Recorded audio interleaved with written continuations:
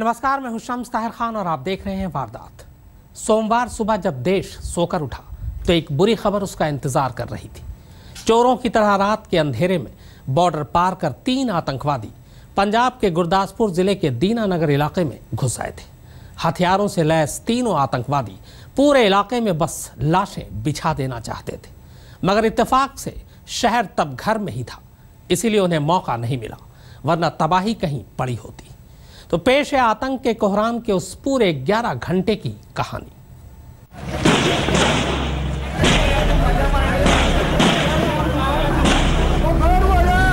अपने पता नहीं लगा केड़े वेले आईयां क्या भी गोली चलन दी आ।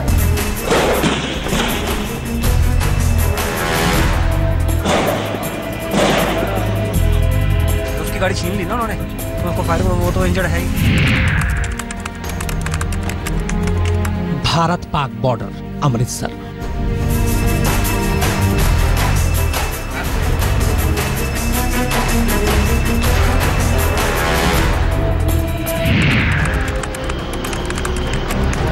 अमृतसर से 80 किलोमीटर दूर दीनानगर, गुरदासपुर।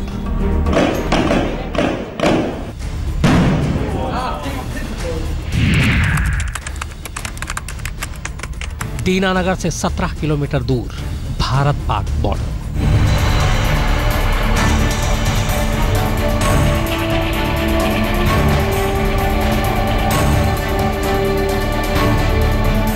अमृतसर के मुकाबले दीनानगर से लगे भारत पाक बॉर्डर पर चौकसी उतनी कड़ी नहीं है। बीएसएफ के जवानों की तादाद भी यहां बाकी इंटरनेशनल बॉर्डर की तुलना में कम है। यही वजह है कि तस्करों और घुसपैठियों के लिए दीनानगर से लगे भारत पाक बॉर्डर से घुसपैठ ज्यादा आसान है। 27 जुलाई सुबह के 5 बजे आतंकवादी सुबह सुबह अंधेरे में बॉर्डर पार कर दीनानगर में घुस आते हैं। सेना की वर्दी पहने सभी पैदल थे, पर AK-47 राइफल और हैंड ग्रेनेड से लैस। आतंकवादियों का मकसद साफ था, जो जहां नजर आए उसे मार दो, पर वक्त ने उनका साथ नहीं दिया। दरअसल सुबह सुबह दीनानगर सो रहा था, शहर, सड़क लगभग सभी सुनसान। तभी सबसे पहले आतंकवादियों ने दीनानगर में घुसते ही एक टेम्पो को छीनने की कोशिश की, मगर टेम्पो चालक उनका इरादा भांप चुका था, लिहाजा वो टेम्पो को स्पीड में भगा कर ले गया।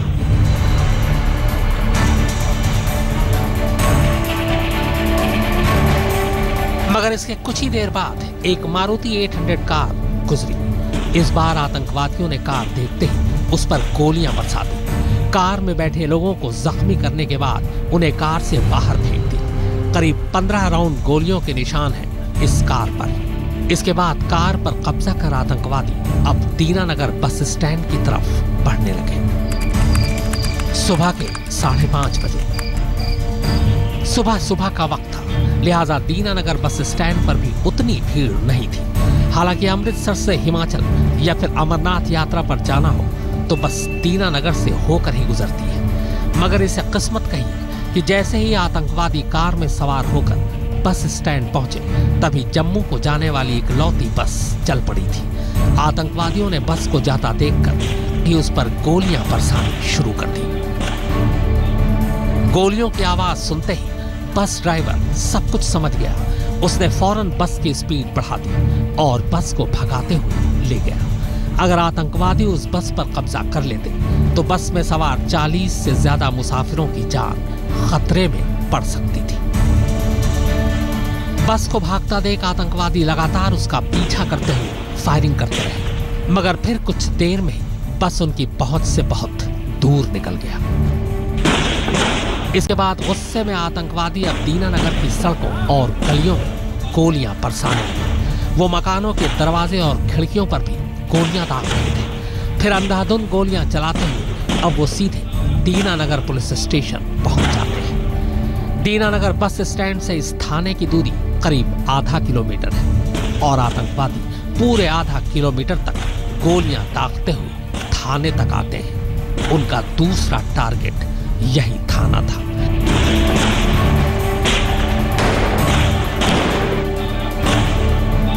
इस थाने के कंपाउंड में ही पुलिस वालों की फैमिली भी रहती है। अब तक बेलगाम आतंकवादियों को गोलियां बरसाते आधे घंटे से ज्यादा का वक्त हो चुका था। इस दौरान कई लोग मारे जा चुके थे तो कुछ जख्मी। अब आगे जो होना था वो सब कुछ दीनानगर थाने में। सत्येंद्र चौहान, दीनानगर, गुरदासपुर, आज तक। दरअसल आतंकवादियों का इरादा बिल्कुल साफ था, जिधर जो नजर आए उसे गोली मार दो। पर सुबह का वक्त था और इसी वजह से बाहर लोग कम थे। बस भी हाथ से निकल गई थी। ऐसे में आतंकवादियों ने 2 और ठिकानों को निशाना बनाने का फैसला किया। इसमें एक दीनानगर पुलिस स्टेशन था और दूसरा पुलिस स्टेशन के ठीक बराबर में शहर का सबसे बड़ा अस्पताल। लिहाजा वो पहले थाने में घुसते।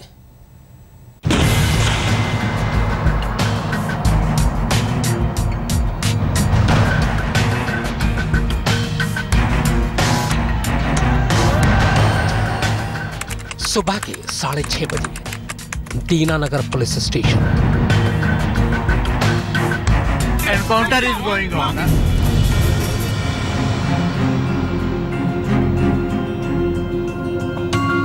No hostage, we are verified. सुबह का वक्त था।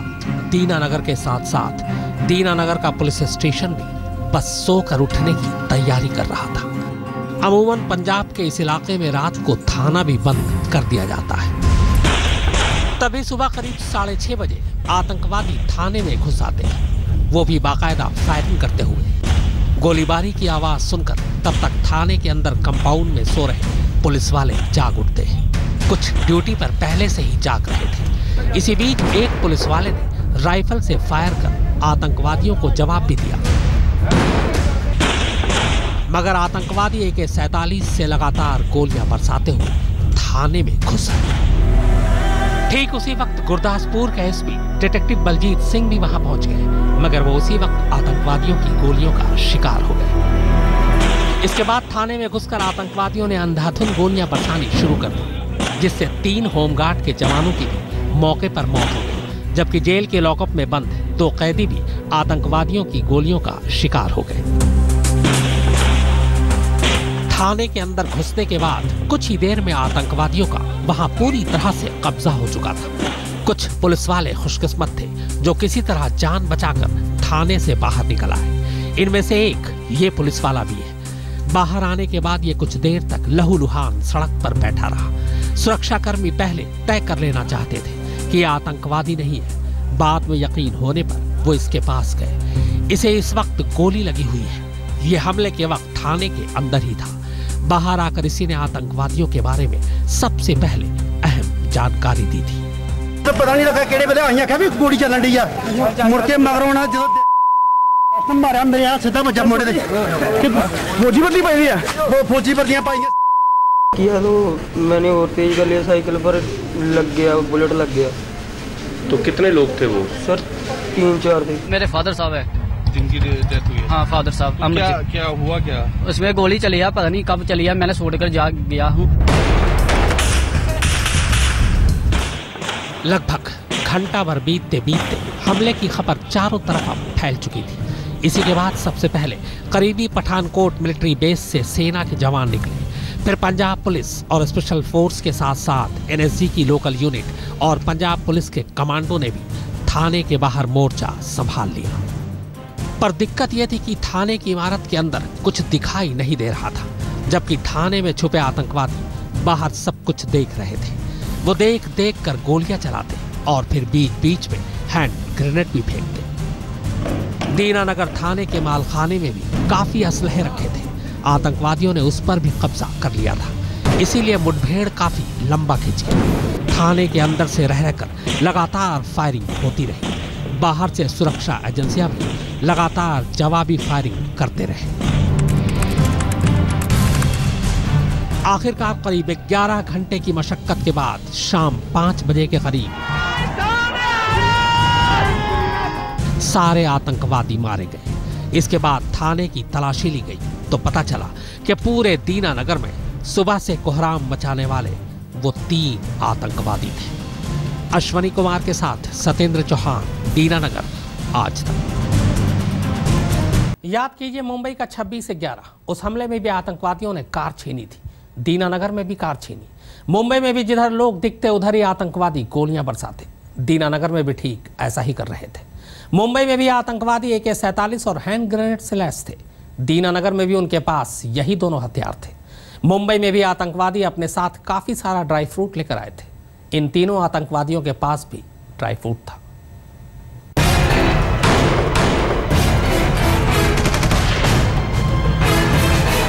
उसकी गाड़ी छीन ली ना उन्होंने, उनको फायरिंग, वो तो इंजर्ड है। क्या तीनों आतंकवादी सरहद पार से आए थे? क्या ये जैश और लश्कर का ऑपरेशन था? क्या आतंकवादियों के ऑपरेशन की खबर खुफिया एजेंसियों को थी?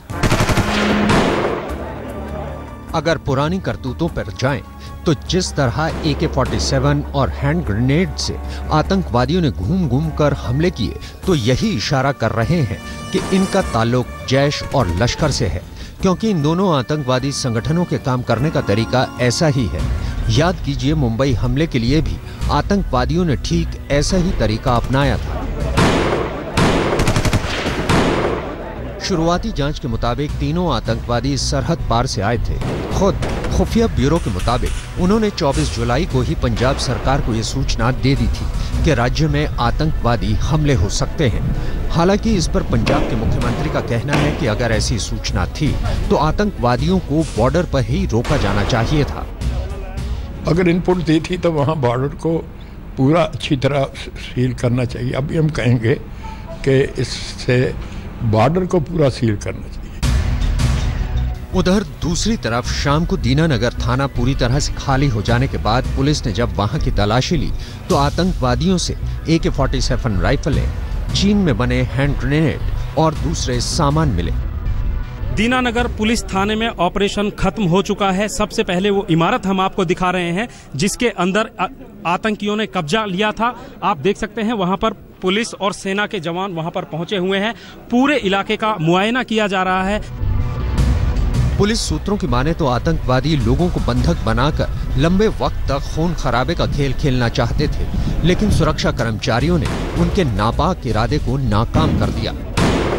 अश्विनी कुमार के साथ सतेंद्र चौहान, दीनानगर, आज तक। एक तरफ दीनानगर में कोहराम मचा था, आतंकवादी अंधाधुंध गोलियां बरसा रहे थे, तो दूसरी तरफ दीनानगर से सिर्फ 5 किलोमीटर दूर रेलवे ट्रैक पर 5 बम बंधे थे।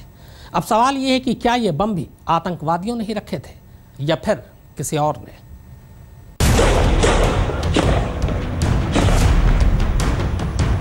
एक तरफ दीनानगर में 3 आतंकवादी घूम घूम कर गोलियां बरसा रहे थे, तो दूसरी तरफ उसी दीनानगर से महज 5 किलोमीटर दूर परमानंद रेलवे स्टेशन के पास एक दूसरी साजिश रची गई थी। साजिश रेलवे ट्रैक या ट्रेन को उड़ाने की। ये देखिए ये तस्वीर। पठानकोट की ओर जाने वाले रेलवे ट्रैक को उड़ाने के लिए पुल नंबर 236 के ऊपर रेलवे ट्रैक पर 1-2 नहीं बल्कि 5-5 बम लगाए गए थे।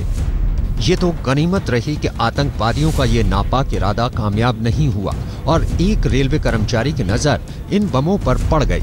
उसने जैसे ही इस बात की इत्तला अपने अधिकारियों को दी तो पूरे महकमे में हड़कंप मच गया। रेलवे अधिकारियों ने फौरन पुलिस को इस बात की जानकारी दी। जानकारी मिलते ही पुलिस की बम स्क्वाड ने मौके पर पहुंचकर 5 बमों को डिफ्यूज कर दिया। वैसे आपको बता दें कि बम की जानकारी मिलने के तुरंत बाद ही इस रेलवे ट्रैक से गुजरने वाली अमृतसर पठानकोट पैसेंजर ट्रेन को रोक दिया गया। ये ट्रेन बम से महज 200 मीटर की दूरी पर आकर रुकी थी, यानी वक्त रहते एक बड़ा हादसा होने से टल गया।